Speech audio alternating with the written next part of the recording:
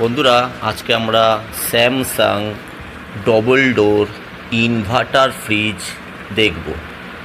Inverter মানে আমরা জানি ডিসি মোটর থাকবে এবং পিসিবি থাকবে। এই যে এই জায়গাটা দেখছেন, এখানে কিন্তু পিসিবি থাকবে।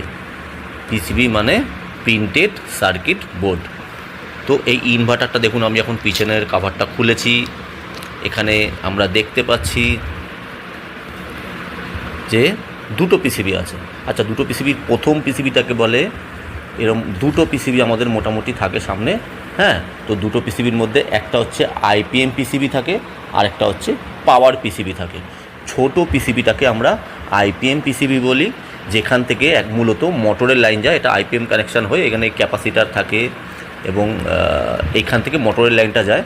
তো আইপিএম পিসিবিটা হচ্ছে ছোটো পিসিবি, আর বাকি বড় পিসিবিটা যেটা, সেখান থেকে বাকি যে জিনিসগুলো, যেখানে ফ্যান, তারপর সেন্সার, হিটার, এই সব লাইনগুলো, থার্মোস্টেট, এই সব লাইনগুলো ওই বড় পিসিবি থেকে যায়। তাহলে আশা করি আমি মোটামুটি বোঝাতে পারছি। দুটো পিসিবি থাকে, দুটো পিসিবি মানে অ্যাকচুয়ালি এটা একটা পিসিবি, দুটো ভাগ থাকে। তো দুটো ভাগেরই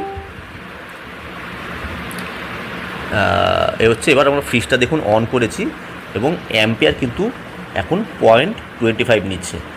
এই ইনভার্টার পিসিবি বা ইনভার্টার ফ্রিজের এটা কাজ করে কীভাবে, স্লোলি না অ্যাম্পিয়ার বাড়ে। প্রথমে দেখছেন আমাদের 0.25 নিচ্ছিল এবং আস্তে আস্তে কিন্তু এর কিন্তু অ্যাম্পিয়ার কিন্তু বাড়ছে, অ্যাম্পিয়ার কিন্তু এখন বাড়ছে। তো এটা কী করে, স্লো কুলিং হয়।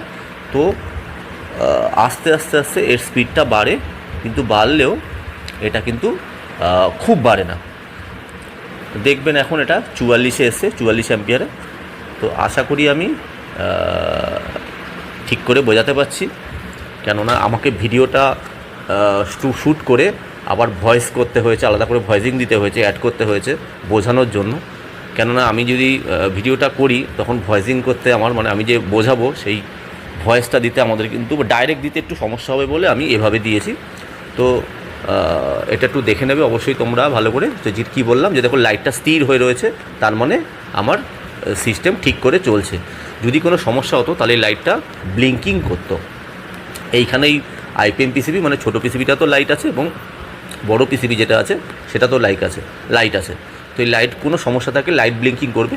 তো আজকে আমরা দেখাবো যে লাইট ব্লিঙ্কিংয়ের মাধ্যমে বুঝবো যে কী সমস্যা, মানে কত লাইট ব্লিঙ্কিং হলে, সেটা যাই লাইট হোক, কখনো 3, 4, 5, 7, 9, 10, 12 যাই হোক, কতবার লাইট ব্লিঙ্কিং হলে তাই সেই লাইট ব্লিঙ্কিং অনুযায়ী কী সেটা বুঝবো। আচ্ছা, এটা হচ্ছে মোটরের লাইনটা যাচ্ছে, হ্যাঁ, ইউভিডব্লিউ মোটরের লাইনটা যাচ্ছে।